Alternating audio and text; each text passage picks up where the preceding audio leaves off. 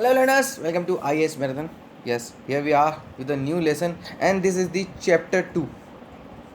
याद रखना हम इंडियन पॉलिटी एम लक्ष्मीकांत का 6th एडिशन पढ़ रहे हैं जिसके अंदर हमारा पार्ट फर्स्ट चल रहा है.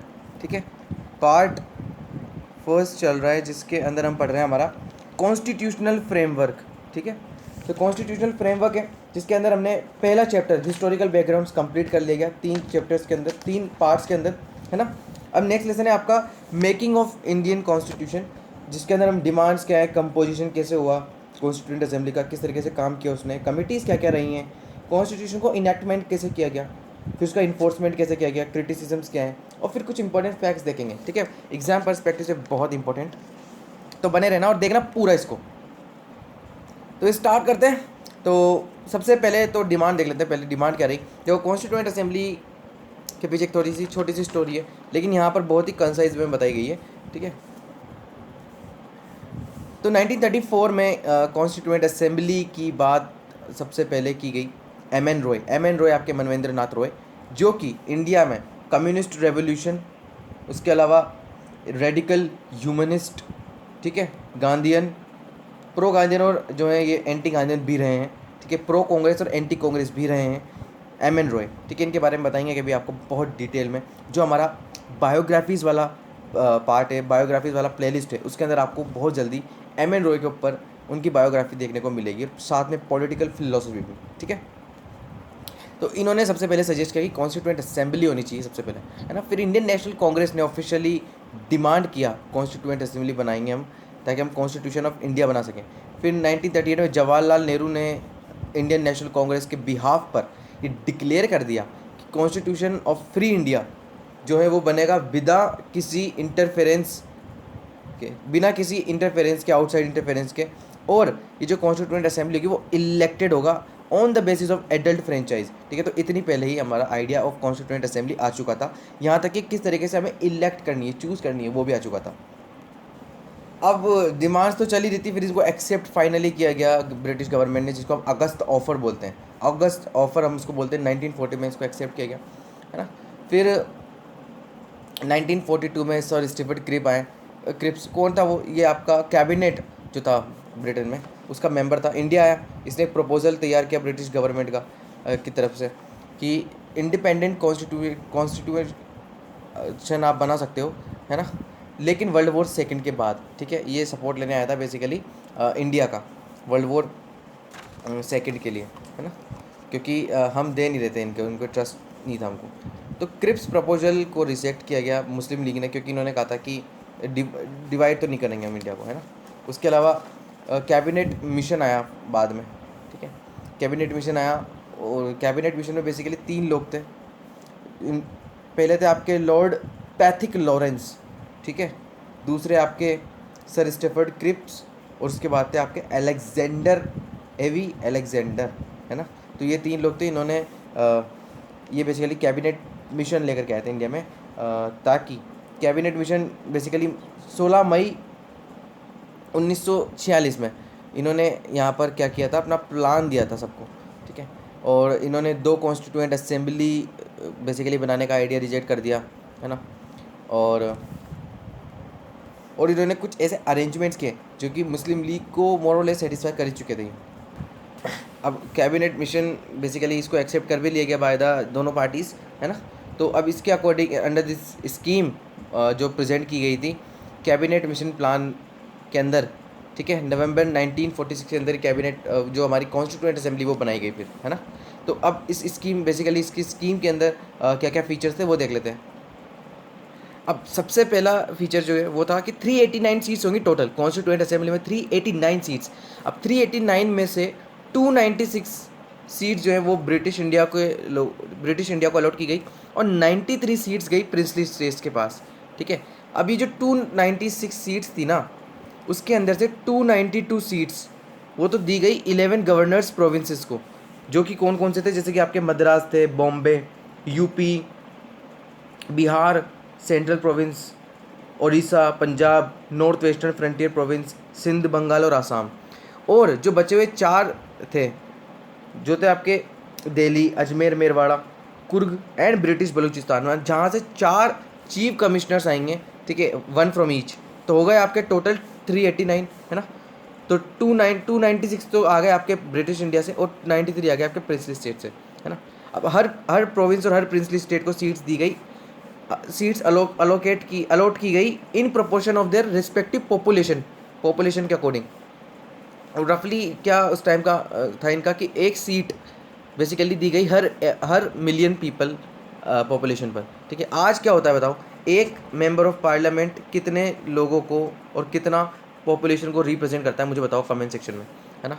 उसके बाद सीट्स जो थी वो अलोकेट की गई ब्रिटिश प्रोविंस को, were to be divided among the 3 principal communities, जो कि थे आपके मुस्लिम, सिख और एक जनरल, जिसके अंदर मुस्लिम और सिख के अलावा जितनी भी धर्म के लोग हैं वो सब इसी के अंदर आ जाएंगे।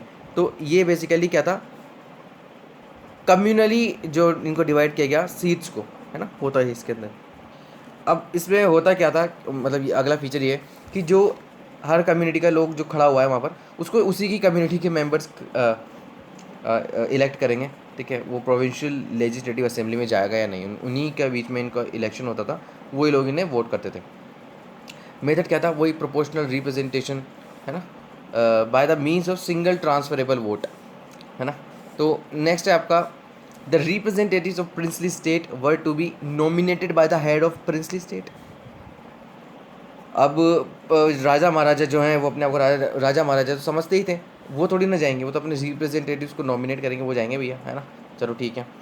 तो अब ये basically single transferable vote system, proportional representation, ये सब क्या होता है वो हम पढ़ेंगे जब हम पढ़ेंगे प्रेसिडेंट वाला टॉपिक, है ना। बहुत डिटेल बताने वाला हूँ उसमें मैं। अब यहाँ पर आपको पता तो चल ही गया होगा, क्योंकि प्रिंसली स्टेट्स नॉमिनेट कर रहे हैं, है ना, कोई इलेक्ट हो रहा है। तो इसमें क्या क्या कहा गया, कॉन्स्टिट्यूएंट असेंबली जो इंडिया की है वो पार्टली इलेक्टेड और पार्टली नॉमिनेटेड है ना। और अब इसके अंदर लिमिटेड फ्रेंचाइज के थ्रू इनको इलेक्ट किया गया। लिमिटेड फ्रेंचाइज का मतलब क्या है कि गवर्नमेंट ऑफ इंडिया एक्ट 1935 जो आया था उसके अंदर लिमिटेड फ्रेंचाइज दी गई थी। मैंने आपको कहा था अराउंड जो 10% ऑफ द पॉपुलेशन है उनको हक है। वो क्यों था कि on the basis of tax कितना देते हैं, प्रॉपर्टी कितनी है और एजुकेशन कितनी है, उसके अकॉर्डिंग आपको वोट दिया जाएगा, ठीक है।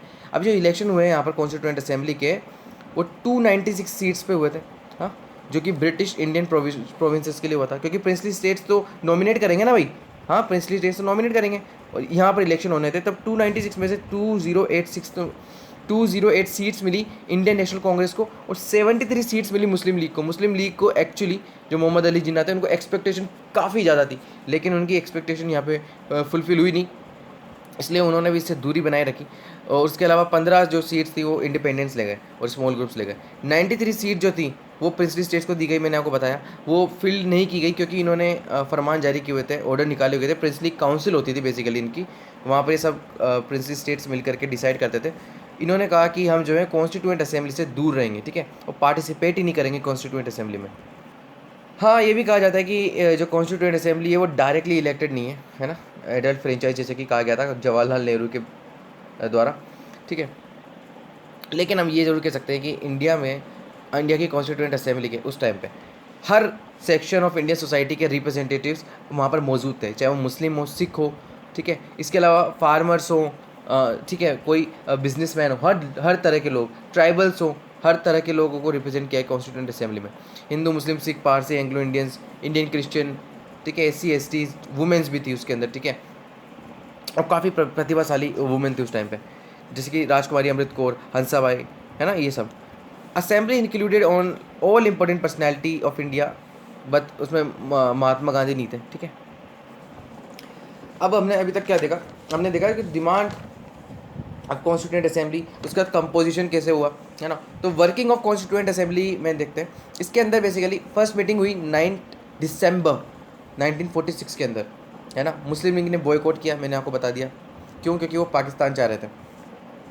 अब 211 मेंबर्स नहीं, आउट ऑफ 296, 93 प्रिंसली स्टेट्स के जो रिप्रेजेंटेटिव थे वो तो थे ही नहीं, टोटली उन्होंने तो बॉयकॉट कर दिया, ठीक है। मात्र 211 लोगों ने उस दिन वहाँ पर वो प्रेजेंट थे, मीटिंग में अटेंड किया। डॉक्टर सच्चिदानंद सिन्हा, ठीक है, डॉक्टर सच्चिदानंद सिन्हा जी जो ओल्डेस्ट मेंबर थे, उनको temporary president of the assembly बनाया गया। ये फ्रेंच प्रैक्टिस है, फ्रेंच प्रैक्टिस है जहाँ पर सबसे ओल्डेस्ट मेंबर जो सबसे सीनियर होते हैं उन्हें ही प्रेसिडेंट बना दिया जाता है। बाद में डॉक्टर राजेंद्र प्रसाद जो है उनको इलेक्ट किया गया as the president of assembly, ठीक है। और उनके साथ ही जो एच.सी. मुखर्जी और वी.टी. कृष्णामाचारी थे उनको वाइस प्रेसिडेंट बनाया गया ऑन द असेंबली, ठीक है। सबसे इम्पोर्टेंट डॉक्यूमेंट आता है जो है हमारा ऑब्जेक्टिव रेजोल्यूशन। ऑब्जेक्टिव रेजोल्यूशन क्या है? ये बेसिकली 13 दिसंबर 1946 में इंट्रोड्यूस किया गया, मूव किया गया बाय जवाहरलाल नेहरू। ये बात तो माननी पड़ेगी जवाहरलाल नेहरू की कि प्रिपेयर हमेशा रहते थे, ठीक है। तो यस, अब इन्होंने fundamentals and the philosophy of the constitutional structure को यहाँ पर प्रेजेंट किया, ठीक है। बाद में इसमें चेंजेस काफ़ी ज़्यादा किए गए बाय द कॉन्स्टिट्यूएंट असेंबली, और जो कि हमारी ड्राफ्ट कमेटी थी।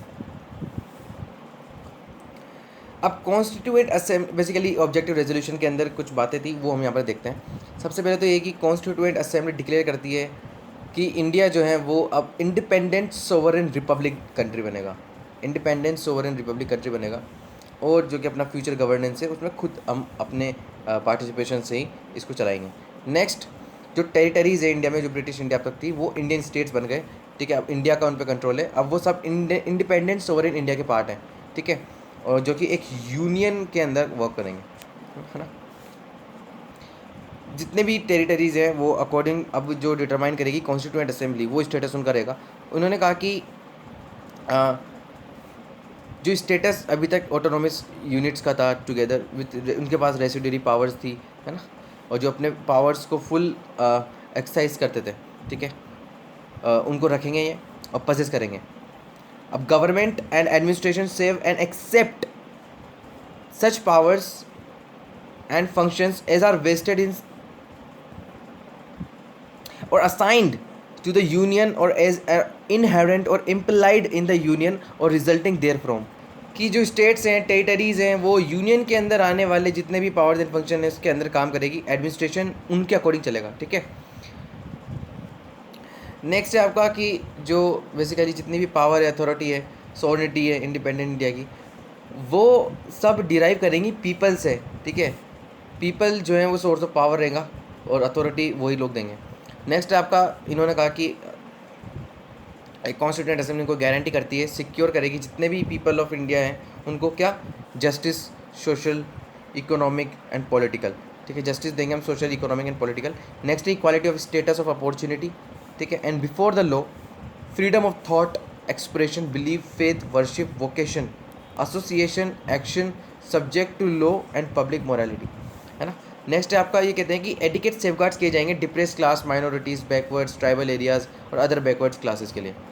नेक्स्ट है आपका कि integrity and territory of India, integrity of the territory of India को जो है वो मेंटेन करेंगे, और सोवरेन राइट्स जो लैंड, सी और एयर में इंडिया के, ठीक है, वो उनको फॉलो करेंगे according to the justice and the law of civilised nation, ठीक है, लॉ ऑफ सिविलाइज्ड नेशन।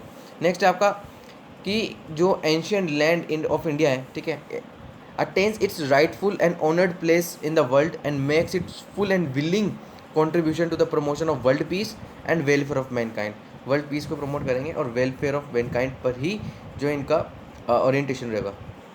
अब होना क्या था, इतना शानदार ऑब्जेक्टिव रेजोल्यूशन रखने के बाद इसको यूनानिमसली टेंड कर लिया गया, एक्सेप्ट कर लिया गया बाय कॉन्स्टिट्यूएंट असेंबली 22 जनवरी को। एक्चुअली देखो दिसंबर में आया ये, हाँ अभी मैंने आपको बताया कब आया ये, 9 दिसंबर को, लेकिन जनवरी 22 1947 में क्यों एक्सेप्ट किया गया? इन्होंने जवाहरलाल नेहरू ने कहा कि हम वेट करेंगे जो प्रिंसली स्टेट्स हैं, मुस्लिम लीग हैं, उनके रिप्रेजेंटेटिव्स आ जाएँ तो ज़्यादा बेहतर रहेगा। लेकिन आगे जा कर के 22 जनवरी को भी नहीं आए थे, ठीक है, उन्होंने कोई ने भी अटेंड नहीं किया, तब भी फिर उन्होंने कहा कि वेट करने से ज़्यादा फ़ायदा है नहीं, तो इन्होंने अपने प्रोसीजर्स को आगे बढ़ाया और एक्सेप्ट कर लिया गया, अडॉप्ट कर लिया गया यूनानिमसली, ठीक है, कोई ने भी इसका ऑब्जेक्शन नहीं किया। हालांकि जो प्रियम्बल ऑफ इंडिया है वही इसका मॉडिफाइड वर्जन है।